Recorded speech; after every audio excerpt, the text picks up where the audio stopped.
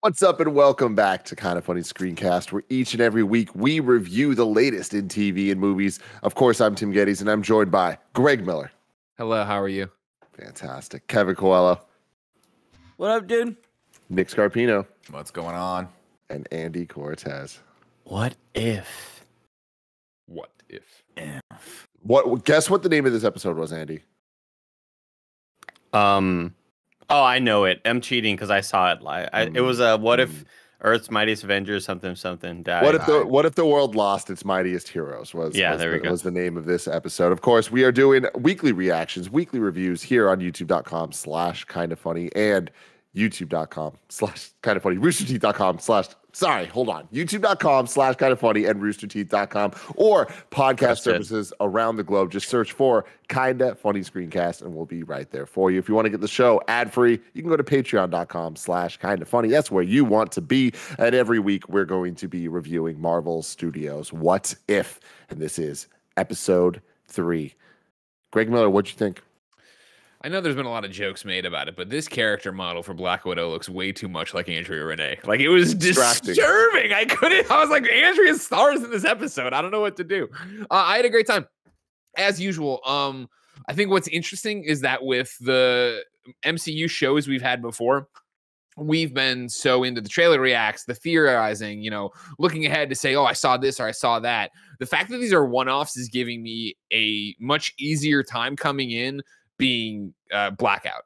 Where I asked you guys last week, you're like, oh yeah, it's gonna be Nick Fury and the Avengers Initiative. I was like, okay, cool. Like, when it started, I didn't know what we were getting. So like Tony dying, I was like, what is change? What is that? Oh, and then everybody else, and like when the Hulk explodes, because I was like, oh yeah, the Hulk. Obviously, they're gonna be running with him the whole time, and then they kill. I was like, man, this kept me on the edge of my seat. And then we got to the end for the reveal of Michael Douglas's character, and I was like, man, Hank Pym, all right. I know it's not Michael Douglas, right? It wasn't. It was. It's because I was like, it was another one where I was like, man, they got Michael. Wait, did they get Michael? Oh yeah, it's like he at times sounded so much like Michael Douglas, and then of course he's being this like ranty, raving character. I was like, I can't tell if that's Michael Douglas or not. Great job.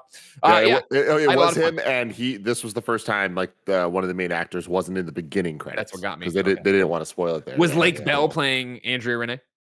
Yes. Okay. Oh, yes. I saw her name and I was like, oh, and then I was like, I think it's her. But then Betty popped up and I was like, oof, is that her? Betty was the voice of Claire Redfield from the Resident Evil 2 remake. Wow. Gotcha. Yeah. Wow. Kev, what'd you think? Wow. I mean, I liked it. It's a lot of fun. There are still issues that make it feel kind of like dumb and cartoony, like the cars pulling up. Yeah, and also that was one of those shots where I was like, "Oh no, I could have done a little bit better with that." But you mean when they all pull up to Loki? Black Widow.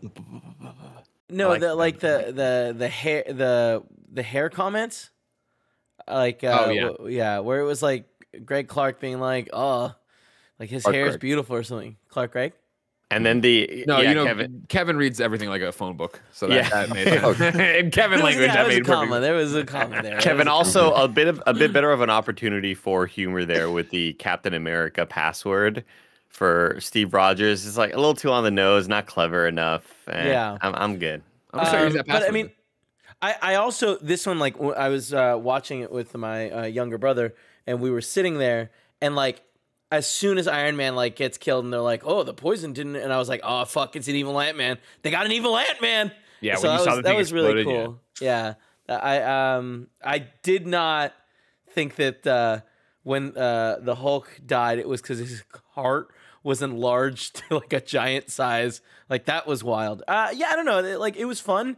This one ended, and I was like, definitely like, man, like, I kind of want more of every episode. Yeah. And I want, like, I think it would be cool if season 2 is just a second episode to all of them they set up.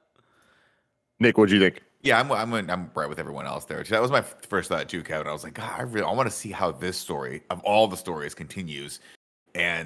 But I mean, they give you a little bit of it. They give you like Captain Marvel coming back at the end, and she's like, "Where's the fight?" And all that stuff, and then him finding the shield, which presumably was Steve Rogers in the ice, right, for this specific 100%.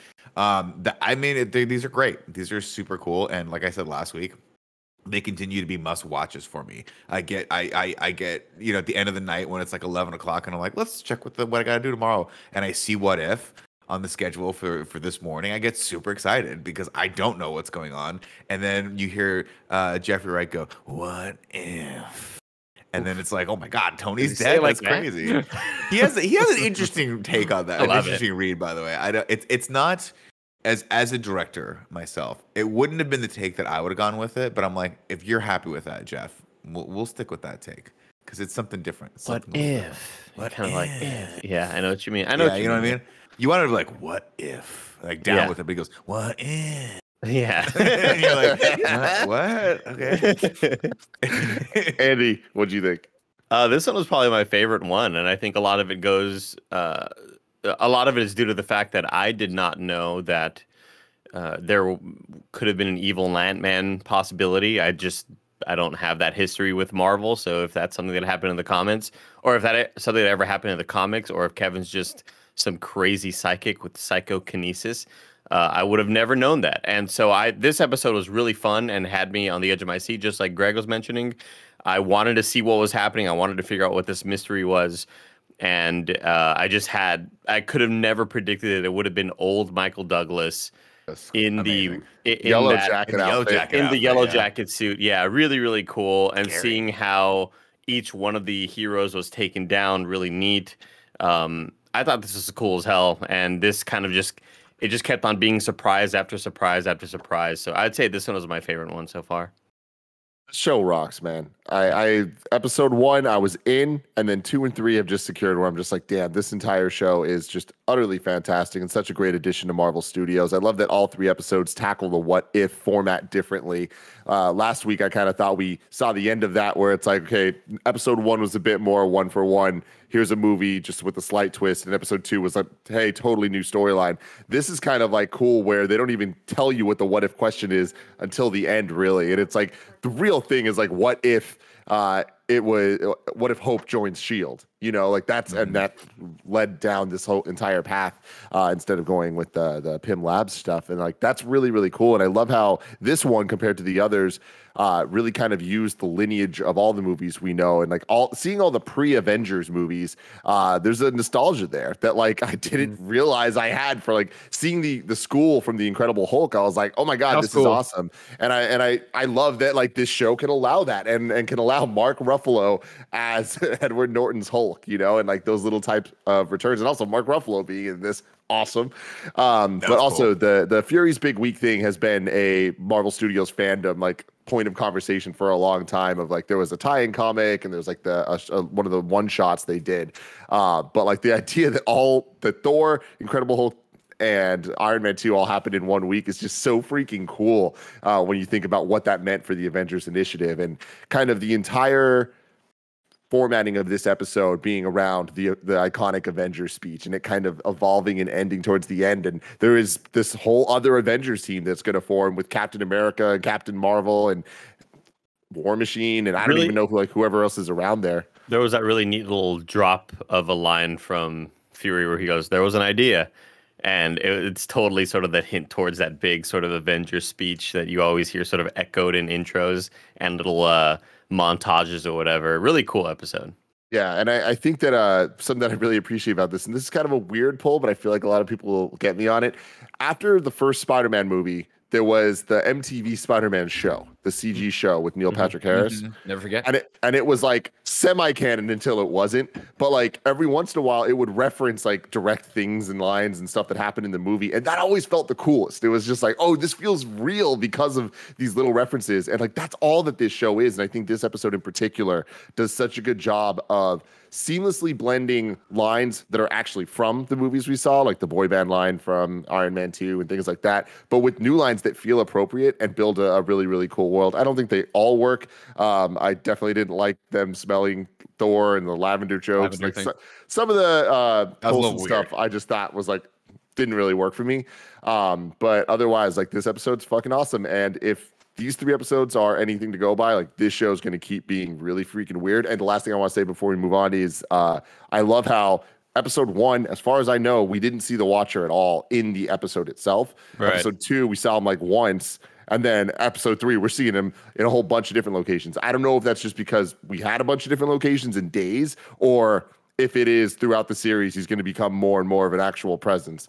But I love the Coulson shot when Coulson's driving across the desert and the Watcher's back. It's just huge, so fucking cool. Maybe the producers heard some feedback from fans and were like, "Hey, how long will it take to re-render this episode? Because I got an idea. We can put him in the background. Just put him in the background of these 3 scenes or whatever." Put him out. Yeah, I agree.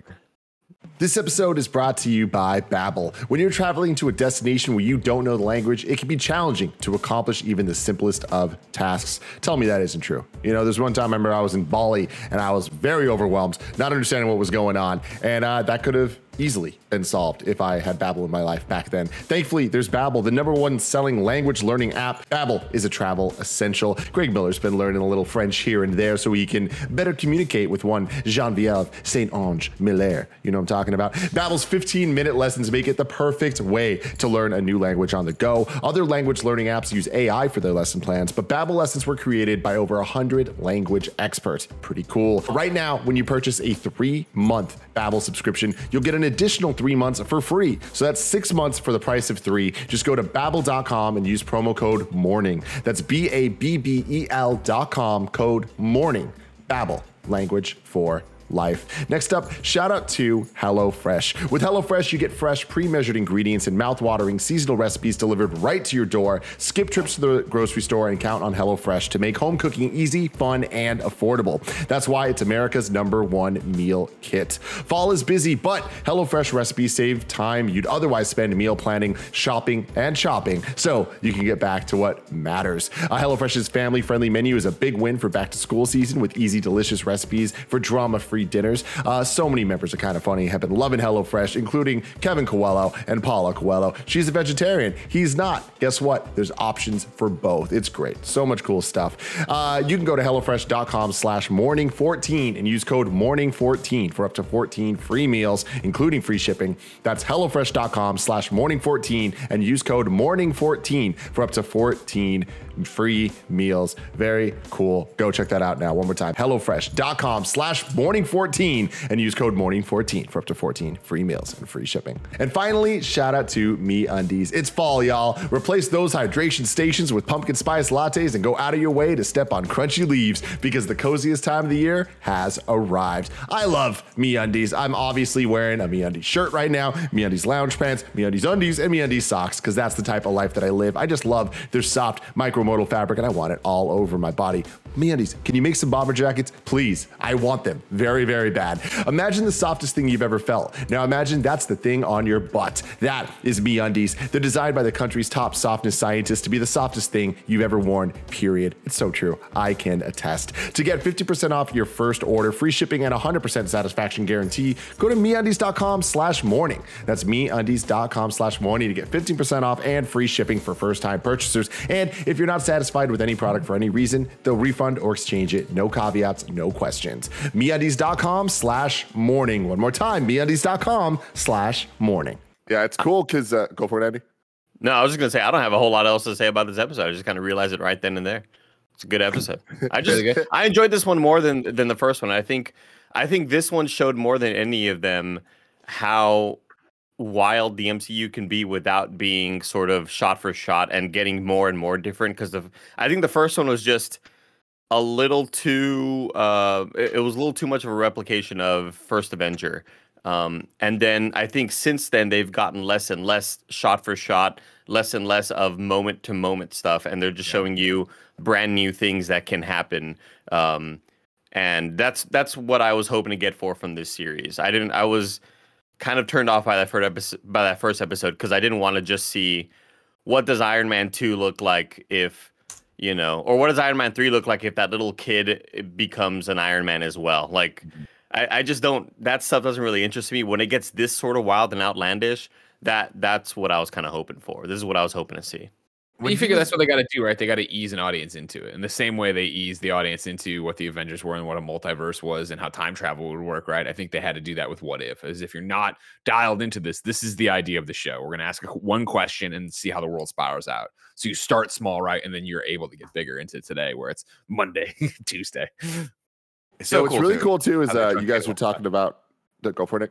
I was just saying, it's really cool how they truncated the time too. It's like you could see like how all these events kind of unfold in real time in the span of like a day.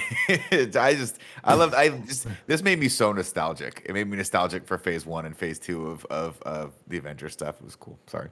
Yeah, what's cool about it too for me is you guys were talking about how for each of the episodes they end in a way where it's like, oh, we want to see what happens after this in this timeline. Like that's a success to the story, right? But I think that what's cool with the last episode and this one in particular is it also works in the other way, where I'm starting to try to fill in the gaps between what would have happened from the original Ant-Man days to where we're at here, of her joining S.H.I.E.L.D. and all that. And it's just like, that's cool because we know all the rules, we know the players and locations and all that stuff from the movies, and we know how they're playing with it. So it's just like they did a really good job of kind of firming the identity of so many elements of the MCU that when we see Michael Douglas acting this way, it doesn't feel that out of the realm of possibility that he could be turned that way, because Hank Pym in the MCU was always kind of an asshole. And it's like all it would take is just a couple more pushes, and losing his daughter as well as his wife to like push him over the edge there. And it's like, that's just such a damn cool idea. Like this episode, I think also a lot darker than I ever would have expected a animated Marvel show on Disney Plus. They're fucking killing all these people. And dude, Thor's death I thought was like graphic. I was like, wow, you know what I mean? Like Iron Man collapsing, sure, it's oh man, but like to see Thor just take an arrow to the heart, I was like, fuck. Would that have worked though?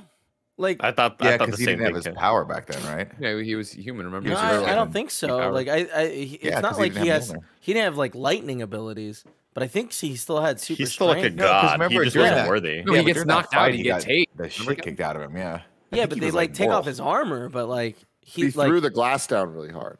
Yeah, remember the glass down? Another.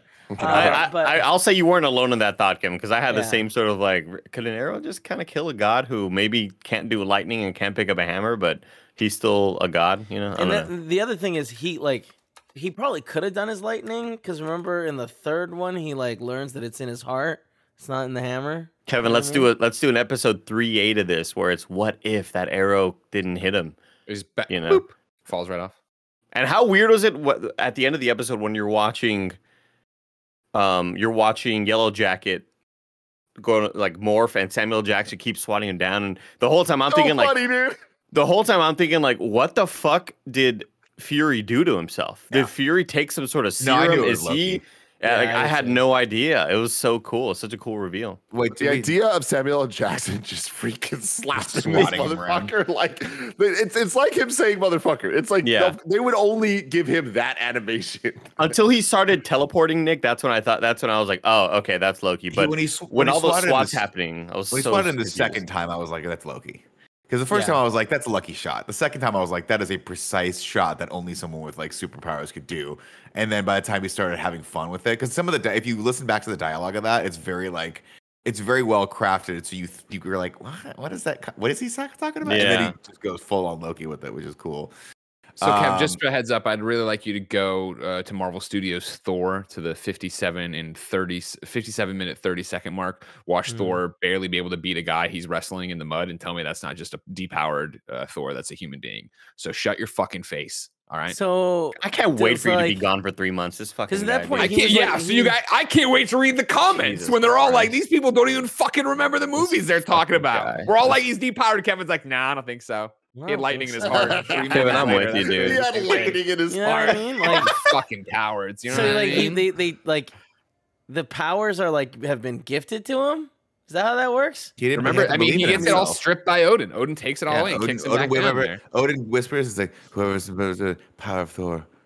All right, guys, here's the deal. Andy and Kevin, you guys are banished. The two of you and the two of you alone have to watch The Incredible Hulk and Thor 1 and 2 and do a book report. Man, which one's oh better? my God. Which one's better? But fair God. A just but fair God is Tim Geddes, ladies and gentlemen. Thor 1, real good movie. Thor 2 is the worst.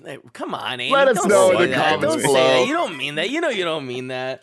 Let us know in the comments below what you think about What If Episode 3 and how excited you are about the future episodes, which I'm excited we don't know about because these were the first 3 that the press got to see. These and are cool. They didn't get to see the rest of them. So Episode 4 next week. Very excited for that. Until next time, love you all. Goodbye. Nick, do you have a question? No, go for it. Yeah, there it is. You are unworthy. I take your power. You can go to the 29-minute mark and remember this, Andy and Kevin. When you're spiraling off of the fucking Phantom Zone, I now take from you your power, he says. Yeah, but like lightning. He right? just take away his power. I thought that was yes, like an he's alien fucking thing. God. If right now God was like, you know what, Jesus, you got no hair. Jesus' hair would go away. All right, that's how fucking God powers work. He's not God. He's an alien, right? Isn't that the whole thing? Like, they're not really gods. They're just aliens that came and fucked around Earth for a little while. Yeah. Well, you can get back with your book report on the 3 movies you have to watch for homework now, Kevin, all right? Damn it, bye.